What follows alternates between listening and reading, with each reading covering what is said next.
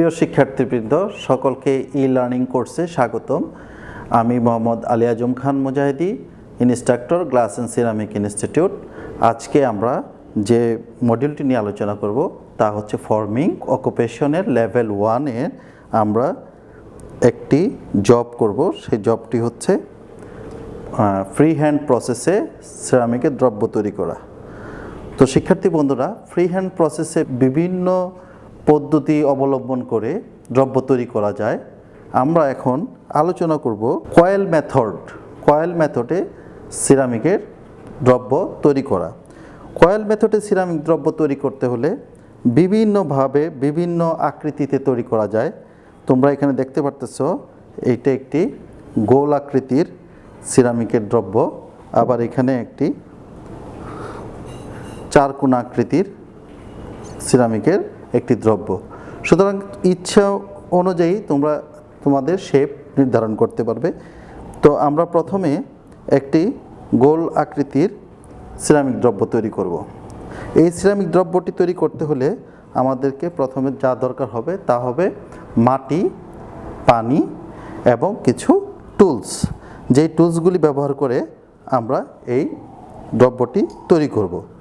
তো আমরা এর আগে মাটি প্রিপারেশনের মডিউলটি আমরা তৈরি করেছি, সুতরাং সেখান থেকে তোমরা এই মাটি প্রিপারেশনটা দেখে নিতে পারবে। তো আমরা এখন মাটি থেকে কিভাবে এই দ্রব্যগুলি তৈরি করব সেইটা আমি বর্ণনা করছি। প্রথমে কিছু মাটিকে আমি মার্ক করে নিব, অর্থাৎ এটাকে এমনভাবে ম্যাশ করব যেন এর ভিতরে 18 থেকে 25% ময়েশ্চার বিদ্যমান থাকে এবং এর ভিতরে যদি কোনো অপদ্রব্য থাকে তাও এখানে অপসারণ করতে হবে। এরপর আমরা মাটি তৈরি হওয়ার পর একটি স্ল্যাব তৈরি করব, মাটি দিয়ে একটি স্ল্যাব তৈরি করব। স্ল্যাবগুলি তৈরি করার জন্য আমাকে প্রথমে মাটিটাকে একটি শেপে আনতে হবে। মাটিটাকে প্রথমে এরকম একটি শেপ এনে চাপ প্রয়োগ করে আমরা রুটি যেভাবে তৈরি করে সেভাবে আমরা একটি স্ল্যাব তৈরি করব। তোমরা দেখতে পারতেছো যে দুই পাশে দুইটি পাতলা স্লাইড করা কাঠ রেখে তার উপর দিয়ে আমি বেলুন দিয়ে চাপ প্রয়োগ করে একটি স্ল্যাব তৈরি করছি।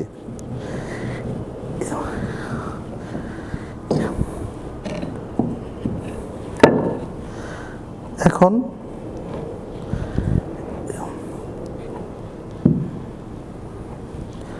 স্ল্যাবটি তৈরি হয়ে গেল। এই স্ল্যাবটিকে আমি দ্রব্যের যে আকৃতি, সেই দ্রব্যের আকৃতি অনুযায়ী কাটব। সুতরাং আমি আগে থেকেই একটি কাগজ দিয়ে গোল বৃত্ত কেটে নিয়েছি সহজে কাটার জন্য। এখন আমি এই কাগজ বরাবর চতুর্দিকে দাগ দিয়ে আমি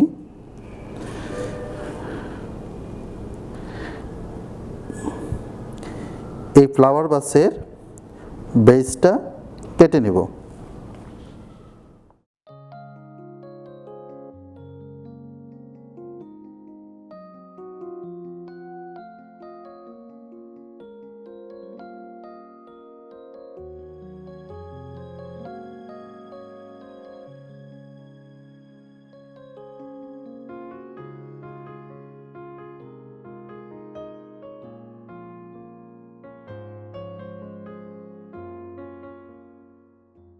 তাহলে শিক্ষার্থী বন্ধুরা, আমরা একটি ফ্লাওয়ার ভাসের বেস পেয়ে গেলাম। এই বেসকে আমরা কয়েলের মাধ্যমে একটির পর একটি কয়েল জোড়া দিয়ে এরকম একটি ফ্লাওয়ার ভাস তৈরি করব। এই ফ্লাওয়ার ভাস তৈরি করতে হলে প্রথমে যে শর্ত জানতে হবে তা হলো এই যেখানে এই কয়েলগুলি সংযুক্ত করা হবে ওই অংশটুকু একটু ক্রস করে কেটে নিতে হবে। কারণ যদি এটাকে কেটে নেওয়া হয় ক্রস করে, তাহলে দাগ কেটে নেওয়া হয়, তাহলে এখানে সঠিকভাবে জোড়া লাগবে, অন্যথায় এটা পুরানোর পর অনেক সময় দেখা যায় যে জয়েন্ট ছুটে গেছে। এই জয়েন্টটাকে শক্ত করার জন্য এটা চতুর্পাশে একটা আমরা দাগ কেটে নিলাম।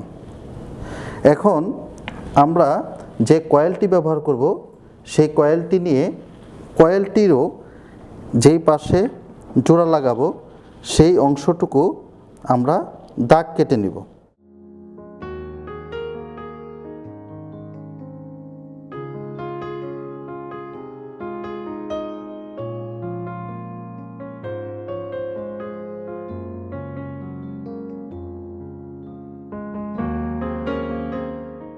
এখন এই কয়েল এবং বেজের যে দাগ, এই দাগ বরাবর আমি নরম মাটি দিয়ে এখানে আঠার মতো করে লাগিয়ে দেব। এতে এটি সহজে জোড়া লাগবে।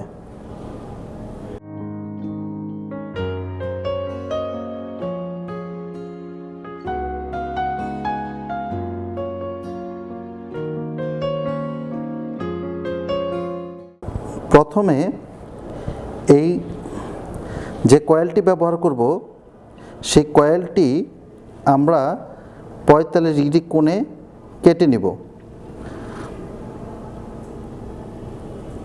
অর্থাৎ এরকমভাবে কেটে নেব। এরপর কয়েলটি আমরা জোড়া দেব।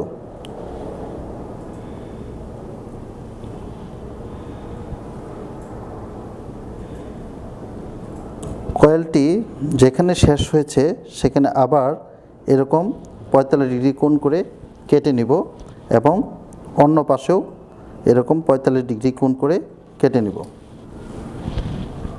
এরপর এই অংশটুকু জোড়া দিব। এখানেও আমরা দাগ কেটে নিব এবং আঠা দিয়ে নিব। এভাবে কয়েলটিকে ঘুরিয়ে ঘুরিয়ে প্রান্তে যেয়ে শেষ করতে হবে।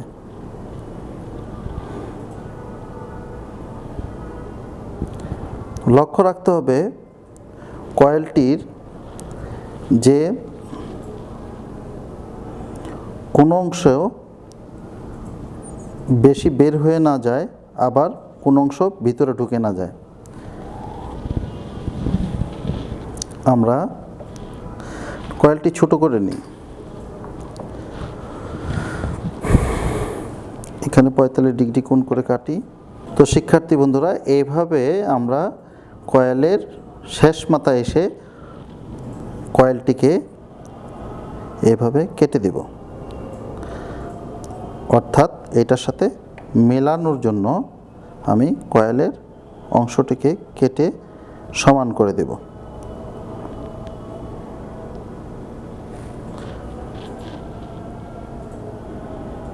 এইভাবে কয়েলটিকে আমি সমান করে দেব।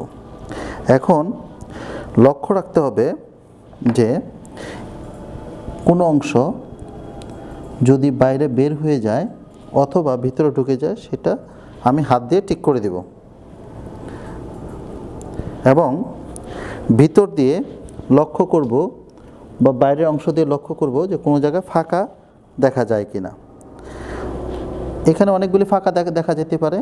যদি ফাঁকা দেখা যায় সমস্যা নেই, কারণ আমরা এটার ভিতরে এই কয়েলগুলিকে আরেকটু শক্তভাবে জয়েন্ট করার জন্য এটার ভিতরে আমরা এরকম নরম মাটি দিয়ে লেপে দিব।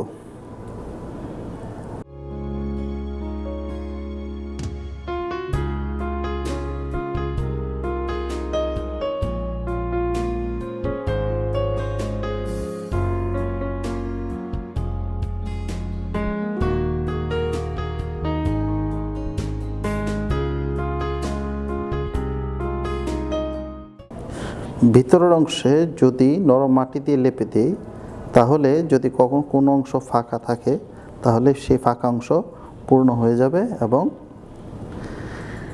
কয়েলগুলি দৃঢ়ভাবে আটকে যাবে। স্পঞ্জকে ভালো করে চিপে পানি পরিষ্কার করে তারপর এটাকে আমরা বাইরের দিক দিয়ে ফিনিশিং করে নিতে পারি। এতে এর পৃষ্ঠ অনেক মসৃণ হবে।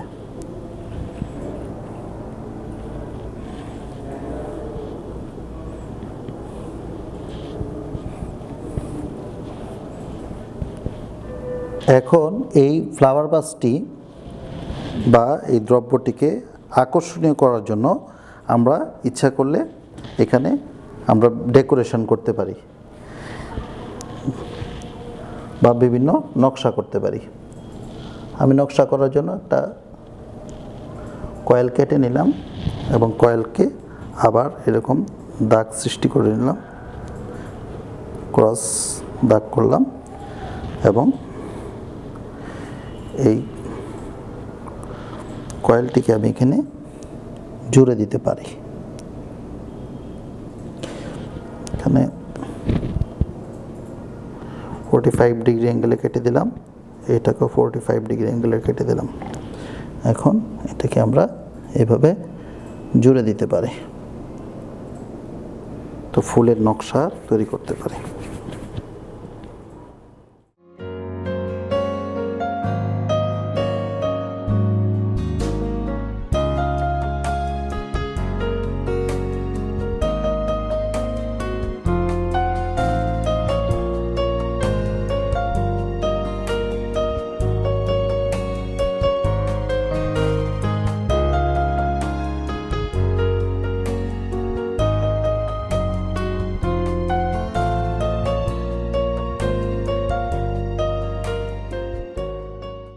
যদি আমরা ডেকোরেশন করতে চাই তাহলে এরকম একটি ফুলের মডেল করতে পারি, অথবা যার যেমন ইচ্ছা সেরকম নকশা আমরা এখানে অঙ্কন করতে পারি।